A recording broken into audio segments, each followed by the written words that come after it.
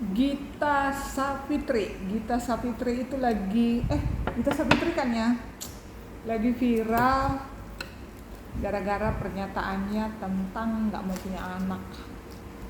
Ini sambil sore-sore nunggu pulang sambil makan ketimus. Jadi pengen bahas ini karena menarik sih gitu. Jadi apa ya, aliran. Jadi child free itu sebetulnya bukan sesuatu yang baru loh. Itu udah lama dianut banyak orang ya. Bahkan kalau nggak salah beberapa negara misalnya seperti Singapura atau negara-negara barat sana itu ada yang sampai mengiming-imingin warganya akan membiayai anaknya sampai dewasa, sampai kuliah gitu asal mau punya anak gitu. Jadi sebetulnya child free itu bukan sesuatu yang baru lah gitu. Cuman mungkin karena Gita Savitri ini orang Indonesia dan kebetulan tinggal di negara maju di Jerman kalau nggak salah ya. Jadi mungkin agak aneh gitu. Nah, pernyataannya dia sebetulnya kan maksudnya tuh kalau pengen awet muda jangan punya anak gitu kan. Ya karena punya anak itu stres, beban gitu. Aku sih setuju ya. Emang iya, nggak usah munafik lah. Sekaya-kayanya lu deh, sebahagia-bahagianya, semakmur-makmurnya hidup ya, punya anak itu pasti ada bikin stresnya, bebannya gitu. Karena kan punya anak kan itu komitmen, butuh komitmen, cara mendidiknya. Katakanlah secara ekonomi mampu gitu, atau ada orang misalnya secara ekonomi saya nggak masalah kok gitu kan, hartanya berlimpah 7 turunan gitu. Tapi punya anak bukan semata-mata soal ekonomi. Yang paling dominan atau yang paling banyak membutuhkan perhatian itu sebetulnya kesiapan mental kita punya anak gitu. Siap nggak sih mendidik, karena ini anak manusia loh ya, titipan Tuhan gitu. Siap nggak sih kita mendidiknya dengan benar, ya kan? Apalagi di zaman sekarang ya, banyak sekali godaan. Saya itu punya anak keempat, saya ngerasain banget. Dulu ada om saya waktu anak pertama saya lahir, jadi waktu itu datanglah saudara ya, namanya anak pertama ya, ditengokin. Terus om saya ini kebetulan profesor, dibilang gini, tantangan orang tua zaman sekarang dengan zaman saya berbeda katanya. Kalau zaman saya membesarkan anak-anak seperti kalian tidak terlalu banyak tantangan, belum ada teknologi, belum ada media dan seterusnya. Kalau kalian dijamin pasti lebih berat gitu. Waktu itu tahun 96 belum ada medsos, belum ada ini, saya masih ngerasa apa sih, sama aja kali kayak orang tua saya membesarkan saya di kampung dulu gitu kan. Ternyata emang saya ngerasain gitu. Jadi membesarkan anak-anak zaman sekarang itu bukan perkara gampang. Persoalan ekonomi adalah mungkin yang paling banyak menyita. Karena apa? Ya menyekolahkan anak sekarang nggak gampang ya. Butuh biaya besar dan hasilnya tidak selalu sesuai dengan kita harapkan. Kalau kayak zaman saya misalnya, itu dijamin deh. Kalau di zaman saya anak-anak yang bisa les, ikut pelajaran tambahan di luar sekolah pasti jago, pasti pinter-pinter. Kok sekarang belum tentu. Kita ngelesin anak kita, yang ada dari tempat les dapatnya malah bisa aja bukannya makin pinter, malah pergaulan yang aneh-aneh. Jadi memang ada benarnya gitu. Jadi bukan persoalan ini tidak mensyukuri atau tidak kayak tidak punya iman atau apa, enggak. Saya kira itu pilihan hidup. Dan saya justru lebih respect terhadap orang-orang yang mengenali dirinya. Dia tahu apa yang dia inginkan gitu kan. Daripada dia memaksakan diri punya anak misalnya hanya demi supaya dibilang orang enggak aneh, atau supaya dibilang orang normal, manusia normal gitu kan. Tapi akhirnya nggak bisa ngurus anak itu juga jadi menderita, macam-macam gitu loh. Jadi kalau saya sih orang-orang yang tahu dia apa yang dia inginkan, misalnya saya menikah bukan untuk keturunan, tapi untuk mengisi hidup saya, untuk bahagia, walaupun tanpa anak, saya respect sama orang-orang seperti ini gitu. Dia tahu apa yang dia inginkan. Nah, tapi terus ada yang bilang gini, loh gimana dong kalau Adam dan Hawa dulu bilang kayak gitu, kita ini manusia ini nggak ada, ya beda dong gitu kan. Zaman Adam dan Hawa juga mereka tidak berpakaian gitu, apa kita harus ngikutin ininya juga gitu, konteksnya kan berbeda gitu. Jadi intinya kalau saya sih saya respect. Misalnya anak saya pun bilang saya nggak mau nikah mah gitu, saya dukung. Artinya saya tidak akan bilang gini, kamu nggak usah nikah deh, nggak akan bilang. Tapi kalau dia memilih jalan hidup misalnya menjomblo aja gitu, hidup sendiri aja, tidak menikah, atau menikah tidak punya anak, saya akan terima.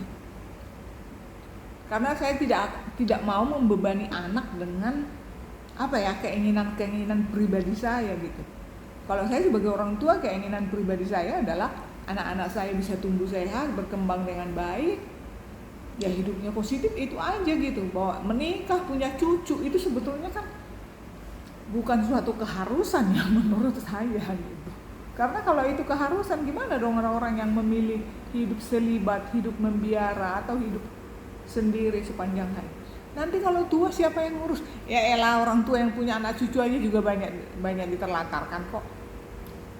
Banyak juga orang tua walaupun nggak punya anak, tapi sampai tua, sampai meninggal terurus dengan baik gitu.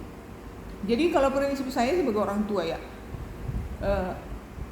mungkin kadang-kadang agak susah juga diterima orang, termasuk oleh pasangan sendiri gitu. Karena kalau saya sebagai orang tua misalnya, saya nggak menganut konsep, kan ada tuh kalau di masyarakat kita bahwa anak itu harus berbakti pada orang tua.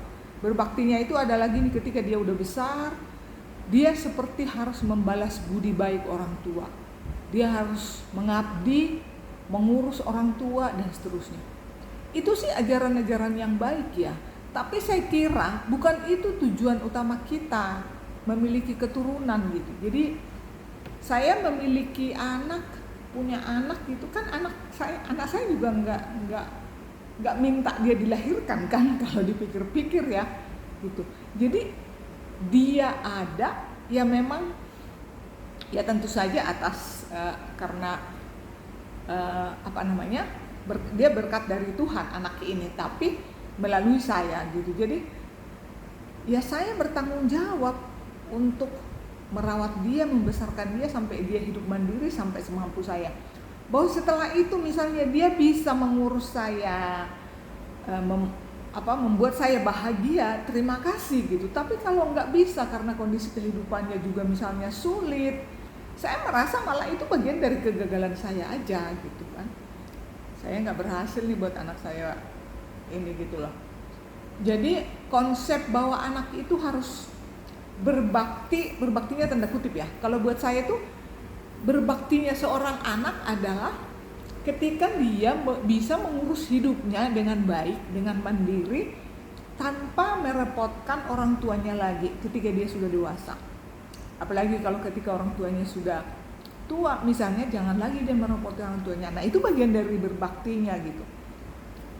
Bukan berarti misalnya hidupnya harus ngurusin orang tuanya sampai misalnya dia harus, kan ada tuh mengorbankan karirnya, mengorbankan keluarganya sendiri gitu kan. Itu sih kalau saya. Tapi ya kembali ke prinsip setiap orang. Kalau misalnya menurut dia dengan cara itu dia merasa hidupnya bermakna, misalnya dengan mengorbankan kehidupan pribadinya untuk mengurus orang tua, dia merasa hidupnya bermakna, iya. Intinya sepanjang prinsip itu diyakininya itu. Tapi itu tadi, kalau saya sebagai orang tua misalnya suatu saat saya udah tua, kemudian kebetulan anak-anak saya juga semua jauh misalnya berada dan tidak bisa setiap saat melihat saya, misalnya saya akan terima itu sebagai pilihan-pilihan hidup saya gitu. Nah kita, kalau saya prinsipnya sebagai orang tua, maka yang perlu disiapkan atau dipastikan adalah bagaimana saya supaya di masa tua saya pun saya tidak terlalu tergantung kepada orang lain, termasuk terhadap anak-anak gitu. Itu sih kalau saya. Jadi child free itu, lagian ya kalau saya pikir-pikir, saya nggak tahu deh teman-teman mikirin nggak sih, bumi ini udah penuh loh, bumi ini udah penuh, udah tua. Jadi apa ya, penduduk di bumi ini sudah terlalu banyak. Allah lebay, kata teman saya kalau ngomong Allah lebay banget sampai mikirin gitu sih. Iya saya mikirin loh. Jadi mungkin kalau kayak saya 55 tahun sekarang, ya paling saya berapa tahun lagi sih? Paling banter kalau bisa dapat di usia 80 gitu kan, atau 75 ya paling 20 tahun lagi kan, 25 tahun lagi. Tapi setelah itu anak cucu saya, misalnya cucu saya nanti pada saat itu bumi sudah tua, kemudian nggak tahu deh, daripada mereka merasakan misalnya kayak perang atau genosida kan kita nggak tahu loh, itu kan biasanya apa perang-perang kayak gitu deh. Jadi buat generasi sekarang sih ya, kalau mau punya anak punya ya, tapi jangan banyak-banyak kali ya susah loh punya anak itu. Saya punya 6 aja empot-empotan, percaya deh, walaupun misalnya dia orang kaya tetap aja punya anak itu nggak gampang, ngurusnya nggak gampang. Makanya saya selalu respect terhadap orang, misalnya siapapun dia, mau dia orang kaya, orang miskin, kalau anak-anaknya sukses dia didik, misalnya pergaulannya bagus, pendidikannya oke, atau pokoknya kehidupannya positif gitu ya. Banyak kan orang kaya juga tuh. Saya salut banget. Ini pasti orang-orang memang yang benar menyadari tanggung jawabnya sebagai orang tua gitu. Karena orang kaya juga kan tidak semuanya yang misalnya hanya mengandalkan uang kan. Banyak kok keluarga-keluarga kaya yang memang dia mendidik anaknya juga dengan baik. Kita bisa lihat lah pengusaha-pengusaha yang benar-benar anaknya sukses, benar berjuang gitu. Jadi gitu. Jadi kalau merasa memang aduh susah nih ini, ya udah itu pilihan kok. Jadi nggak usah terlalu diperdebatkan gitu, karena setiap orang kan punya jalan hidupnya masing-masing ya. Jadi cara orang bahagia itu kan beda-beda. Ada yang bahagia dengan cara menikah lalu punya anak, ada yang dia bisa bahagia tanpa anak atau tanpa menikah, atau malah ada yang dia bahagia ketika punya anak banyak dan seterusnya gitu. Jadi itu standarnya beda-beda, cara memperoleh kebahagiaannya juga beda-beda. Kita tinggal jalanin prinsip kita, yang penting tidak merugikan orang lain, ya kan? Tidak merusak ketertiban umum, tidak mengganggu kestabilan nasional.